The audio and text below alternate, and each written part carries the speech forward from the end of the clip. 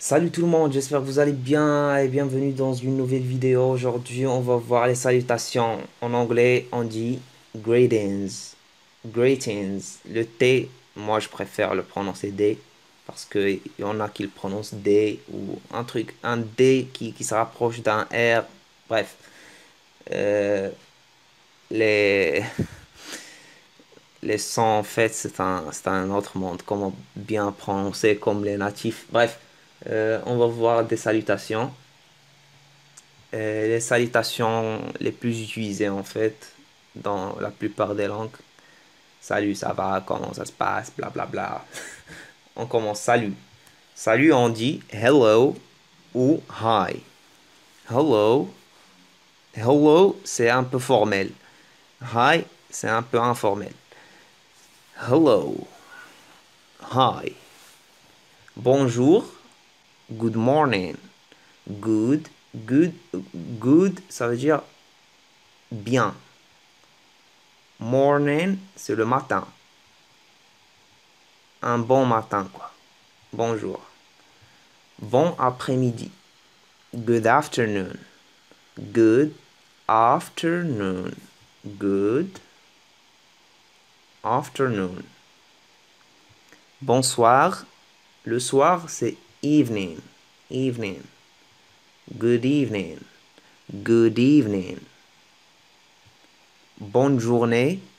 Bonne journée. On va dire good day. A good day. Day, ça veut dire jour.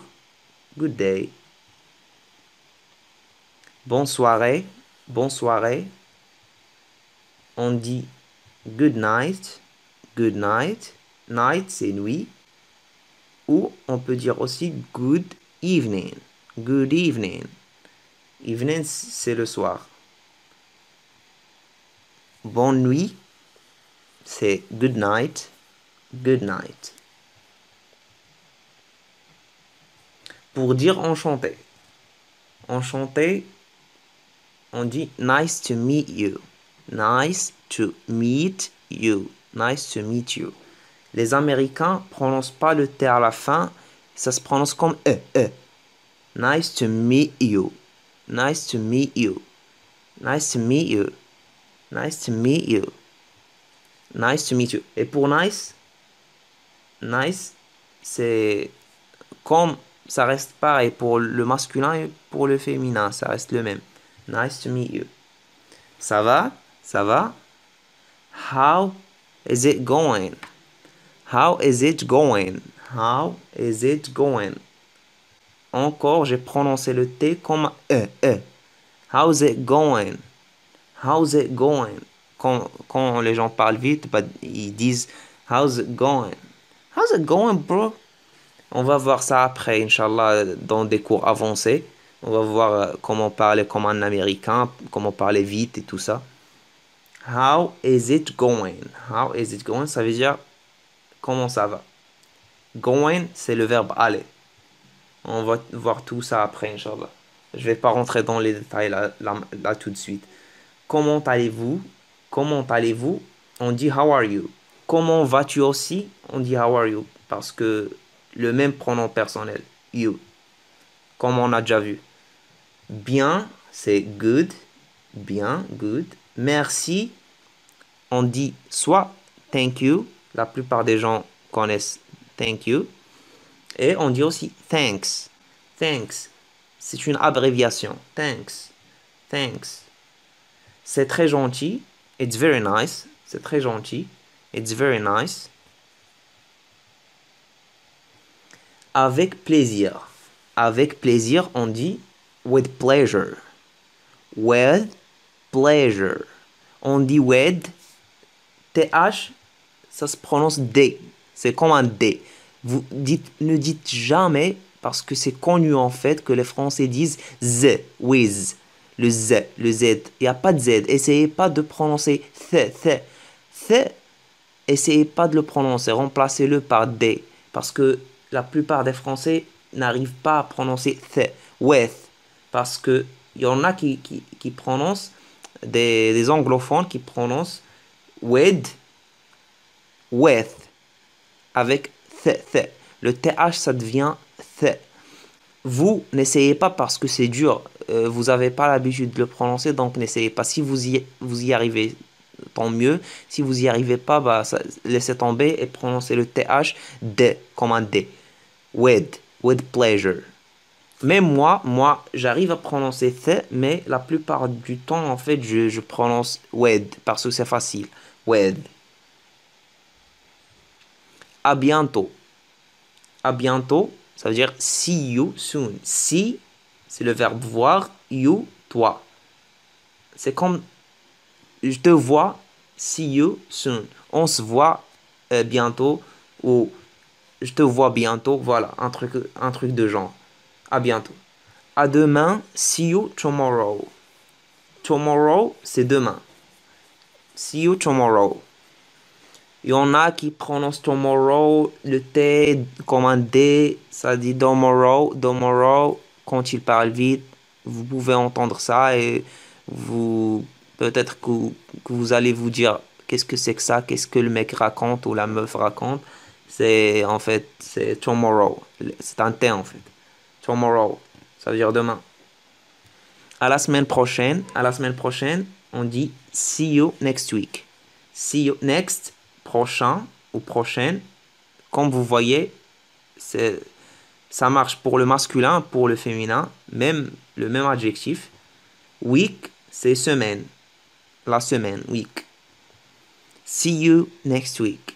Ça veut dire à la semaine prochaine. Et bon, c'est tout pour cette vidéo. J'espère qu'elle vous a plu. Et on va s'arrêter là. Et je vous dis à la prochaine, Inch'Allah. Ciao, ciao. Salut tout le monde, j'espère que vous allez bien. Bienvenue dans une nouvelle vidéo. Aujourd'hui, on va voir comment se présenter en anglais. Se présenter, ça veut dire introduce oneself. On va voir, j'ai fait en fait une petite présentation. Euh, et on va voir comment bien se présenter en anglais. Je m'appelle Yahya. En anglais, on dit mon nom est. My name, my, ça veut dire mon. Name, c'est nom. Is, est. My name is Yahya. Ça veut dire mon nom est Yahya. My name is Yahya. J'ai 25 ans. On dit am, je suis. En anglais, on dit pas j'ai. On dit je suis 25 ans. C'est comme ça. I'm 25 years old. I'm 25 years old. On va voir les chiffres et les nombres dans une vidéo. On fait dédié pour ça. I'm 25 years old. Ça veut dire j'ai 25 ans. Mais littéralement, ça veut dire je suis 25 ans. Years, c'est les années. Old, ça veut dire vieux. Mais je sais pas pourquoi ils disent ça. Bref. J'ai 25 ans de vieux. Bref. Je suis marocain. Am. Regardez, ici on a écrit I am. I am. Ici on a contracté. Ça devient am. Am. I am Moroccan. Moroccan, ça veut dire marocain. Et on dit ça. Pour les filles, on dit aussi Moroccan. On dit pas. C'est pas comme en français, marocain, marocaine. Pour l'anglais, ça reste pareil. Moroccan, Moroccan.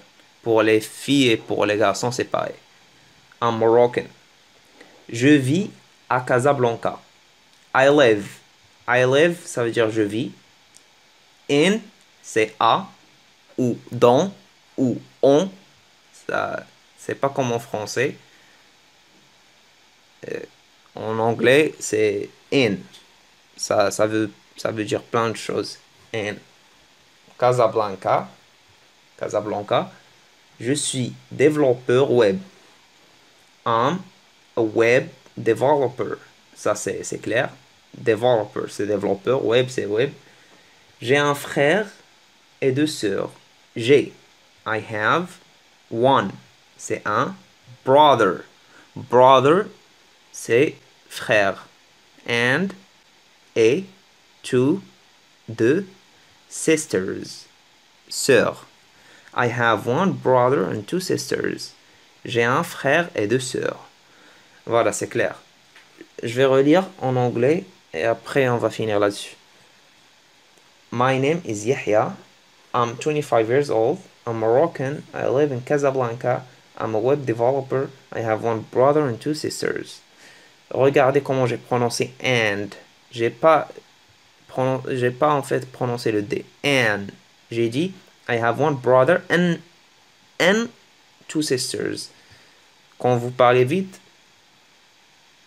en fait, vous devez, c'est pas vous devez, mais vous avez le choix, soit le prononcer, soit ne le pas prononcer. Faites comme vous le sentez, c'est votre bouche, c'est pas la mienne. Bref, on va finir là-dessus. J'espère que vous avez appris quelque chose. Et moi, je vous dis à la prochaine, Inch'Allah, à la prochaine vidéo. Ciao, ciao. Salut tout le monde, j'espère que vous allez bien. Bienvenue dans une nouvelle vidéo. Aujourd'hui, on va voir les pronoms personnels. Personal pronouns. On commence. Je. Je, en anglais, on dit I. I. Là, c'est un I en fait. Un I majuscule. I. Tu. En anglais, ça donne you. You. Il. Ça donne he. He. Elle. Ça donne she. She. Et pour les objets, il et elle pour les objets, parce qu'en anglais, il y a un pronom personnel pour les objets. On dit it. It. On, c'est oui. Oui. Nous aussi, c'est oui. Vous, c'est you. You. Et le vouvoiement n'existe pas en anglais. Donc, on s'adresse pas à une seule personne en disant vous. Le vouvoiement n'existe pas. On dit you pour tu. Voilà. Et comme vous pouvez le constater, you, c'est comme you. Tu et vous, c'est pareil. Vous allez me dire comment on va distinguer entre les deux quand quelqu'un parle. Je vais vous dire grâce au contexte. C'est le contexte qui va vous dire est-ce que la personne parle, s'adresse à une seule personne ou à plusieurs personnes. Vous, c'est you. Il, avec S, ça donne they, they. Aussi elle, they. Le pronom ne change pas. C'est comme en marocain, on a un seul pronom personnel qui désigne plusieurs femmes et plusieurs hommes. They, il et elle. Et pareil, comment on va faire la distinction? Est-ce que la personne parle d'un groupe de filles ou d'un groupe de garçons? C'est par le contexte. Voilà. Cette vidéo, en fait, c'est la première. Elle est courte. Donc, voilà. Je vais... on va s'arrêter là. Et je veux pas donner des exemples parce que c'est pas le bon moment. On va attendre. Euh, on doit déjà apprendre plein de trucs avant de construire des phrases. Parce que là, si je donne des exemples, vous allez pas comprendre plein de trucs. Du coup, ça sert à rien. On commence, ce sont les bases. Du coup, on commence petit à petit. Pas besoin d'aller vite et d'entrer dans les détails. Donc, ça sert à rien. Je pense que ça suffit pour aujourd'hui. Et j'espère que vous avez appris quelque chose. Et je vous dis à tout à l'heure ou à la prochaine ou à la prochaine vidéo. Quand vous voulez. Allez, ciao, ciao. Salut tout le monde, j'espère que vous allez bien. C'est la première vidéo pour vous apprendre l'anglais. J'espère que vous allez la kiffer. Allez, on commence. Apprendre l'anglais. Le verbe, on va commencer déjà par un verbe en fait qui est essentiel en fait dans la plupart des langues. C'est le verbe avoir. En anglais, to have. En fait, to, ça vient en fait toujours, c'est l'infinitif. Ça vient pour désigner l'infinitif. Ça veut dire have, ça veut dire avoir. Et pour le mettre à l'infinitif, on rajoute to. Ça se prononce to. To have, have. Le A, en fait, ça donne un son comme have. C'est pas have. On dit pas have. Have. To have. To have. Ça veut dire avoir. Au présent. Allez, on commence. J'ai, on dit en anglais, I have. I have. Euh, en fait, en ce qui concerne, pardon, l'accent, bah, même moi, en fait, euh, en parlant français, en fait, j'ai un accent. Je pense que je prononce bien à mes yeux. Je pense que je prononce bien les choses, mais pour les francophones, les Français, bah, ils me disent que j'ai un accent, donc bah, je l'ai. Ils vont le sentir mieux que moi. Donc, aussi, en ce qui concerne l'anglais, même si vous dites I have, vous prononcez le A comme en français, c'est pas grave. L'essentiel, c'est que le message soit compris par les gens. C'est pas grave l'accent. L'essentiel, c'est de bien prononcer, de bien articuler. Continuons. En fait, désolé parce que ma voix est un petit peu grave parce que en fait, c'est le matin. Il est 6 heures en fait du mat. Du coup, voilà, je suis en train de filmer la vidéo. Euh, Parce qu'en fait, j'ai pas dormi, j'ai fait une nuit blanche. Bref, je vais pas, je vais pas vous raconter ma vie. Continuons. Tu as, on dit you have. You have. Il a, he has. Ça change. He has. Elle a, she has. Il ou elle pour les objets. Il ou elle pour les objets.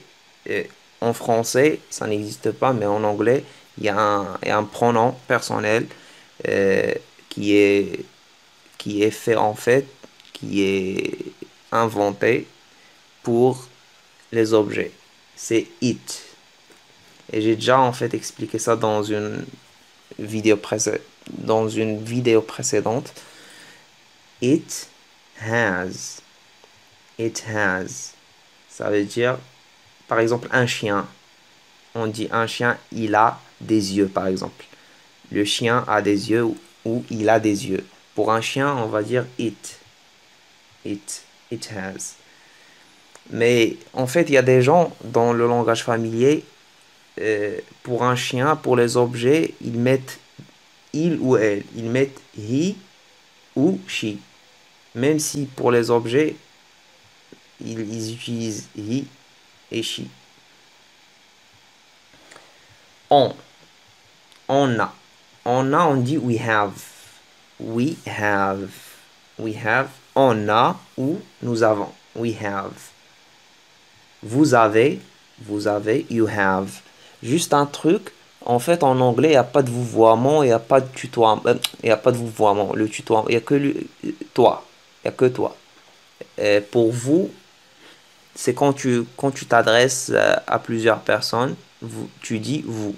Mais pas pour une seule personne, pour là vous voyez, tu dis vous. Non, ça n'existe pas.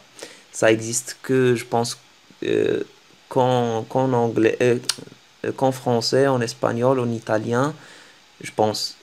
Pas pour les autres langues. Même en arabe, ça n'existe pas. En marocain, ça n'existe pas. Bref, continuons. Ils ont, they have. Ils ont, they have. Elles ont, they have. C'est comme en marocain en fait. Il y a un seul pronom personnel, pardon, et un seul pronom personnel pour désigner plusieurs femmes ou plusieurs hommes. Comme en marocain. They, pour les femmes et pour les hommes. They have. Ils ont ou elles ont. They have. C'est tout, je pense que c'est tout pour cette vidéo. Je vais m'arrêter là. Pour les exemples par exemple d'autres cas, d'utilisation parce que j'ai pas voulu en fait rentrer dans les détails. Je vais laisser en fait cette vidéo courte et vu que c'est la première vidéo et que on débute, du coup, je veux pas compliquer les choses. On va voir tout en fait dans les prochaines vidéos, Inch'Allah. Et je vous dis à la prochaine. Bye. Ciao, ciao. Salut tout le monde, j'espère que vous allez bien. Bienvenue dans une nouvelle vidéo. Aujourd'hui, on va voir le singulier et j'arrive pas à parler, le pluriel. The singular and the plural. Euh, on commence. C'est comme en français. On rajoute pour le pluriel, on rajoute le S à la fin et c'est fini. Voilà. Oui, en français, il y a des exceptions. Aussi en anglais, il y a des exceptions. Mais la règle générale, c'est tu rajoutes un S à la fin du mot, ça devient au pluriel. A girl. Fille. Fille. Fille avec S. A girl. E, c'est... en fait, c'est un article indéfini. C'est l'équivalent, c'est soit un, soit une. A girl, ça devient, ça veut dire en français une fille. Girls, juste un truc, c'est que une information, c'est que euh, au pluriel, il n'y a pas d'article en fait. En anglais, il n'y a pas d'article. On enlève le A, on met juste le mot au pluriel. Girls, ça veut dire des filles. Girls. Des filles. C'est simple en fait. Garçon et garçon. A boy, ça veut dire un garçon. A boy. Boys, ça veut dire des garçons. Boys. Œil et yeux. An eye, ça se prononce eye. Pourquoi on a rajouté le N? C'est comme en français. On a ici deux voyelles, le A et le E. Si je dis I, vous voyez comment c'est dur à prononcer? Pour simplifier en fait, on rajoute le N. Toujours quand il y a deux voyelles qui se suivent, on met le N ici. On rajoute le N à l'article indéfini. Ça devient an eye. An eye. Ça veut dire un œil. An eye. Et au pluriel, on dit eyes. Eyes. On rajoute le S à la fin. Cheval. Cheval. Chevaux. Chevaux. Pour les Français qui disent cheval avec S. Ça n'existe pas. Des chevaux. A horse.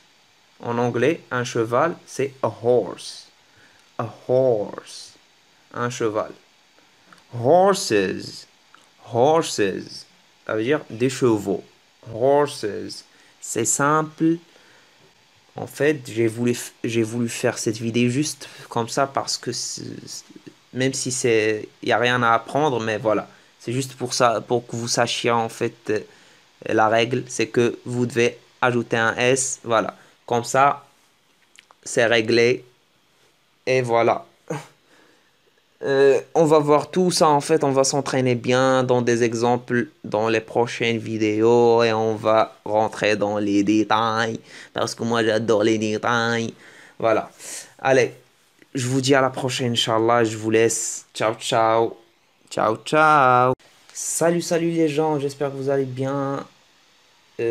Aujourd'hui, on va voir le féminin et le masculin en anglais.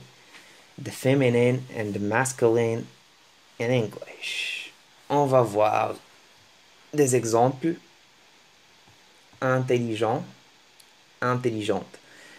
Ce qui est bien en anglais, c'est que la règle générale, c'est que la plupart des mots en fait ne changent pas.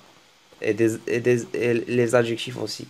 Par exemple, on va dire intelligent, intelligente en français. En anglais, ça reste pareil pour le féminin et le masculin. Intelligent. Ça se prononce intelligent. He is intelligent. Ça veut dire il est intelligent. He is intelligent. He's intelligent. Il est intelligent. She's intelligent. Elle est intelligente. She's intelligent. Elle est intelligente. Le premier cas. Deuxième cas, le mot change complètement, comme en français. Par exemple, beau et belle.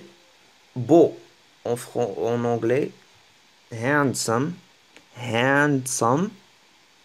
Beau, belle, beautiful, beautiful.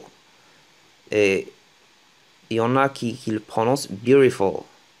C'est comme un D, le T, c'est comme un D et R en même temps. Beautiful, c'est un D en fait, mais qui ressemble à un R. Mais moi, pour faciliter la tâche, en fait, je dis R, beautiful. Juste en fait, pour, euh, pour prononcer comme les natifs. Mais vous pouvez dire beautiful. She's beautiful. He's handsome. He is handsome. Il est beau. She's beautiful. Elle est belle. Pour heureux et heureuse, en anglais, c'est happy. Happy. He is happy. Ça change pas, en fait. C'est la règle générale. Si vous devez retenir, en fait, quelque chose de cette vidéo, c'est que en anglais, ça change pas. Pas comme en français. En français, pour le féminin, on rajoute un E. Mais il y a des exceptions. Oui, en anglais aussi, il y a des exceptions, mais la règle générale, c'est que on change rien. Pour eux, ça reste pareil. Le français comme l'anglais. Oui, ici en parlant des adjectifs, mais les noms, par exemple, un garçon, une fille, ça change. C'est normal. Tu peux pas dire euh, un garçon. Et une fille, tu vas en anglais dire un garçon. Là, c'est clair qu'il y aura une différence, pardon. Par exemple, une fille en anglais, girl, et on va voir ça, girl, et garçon en anglais, boy. Il y a une différence en fait entre les deux. C'est normal. Donc, soit il y a une différence, il y a deux mots qui sont complètement différents, soit bah, tu changes rien. Il n'y a pas le truc de rajouter une lettre à la fin ou un truc de genre. Ça n'existe pas en anglais.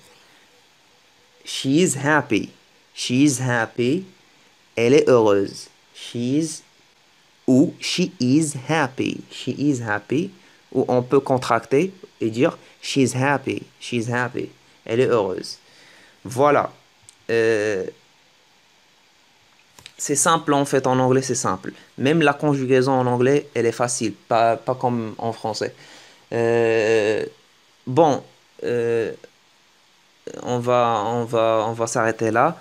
Je vais vous dire à la prochaine, Inch'Allah. Dans d'autres vidéos, Inch'Allah, on va aller dans les détails et les vidéos, pardon, seront assez longues et bien détaillées. Pour le moment, on reste dans les bases. Du coup, pas besoin de compliquer les choses et rentrer dans les détails. Bon, je vous dis, j'espère que vous avez appris quelque chose et à la prochaine. Ciao, ciao.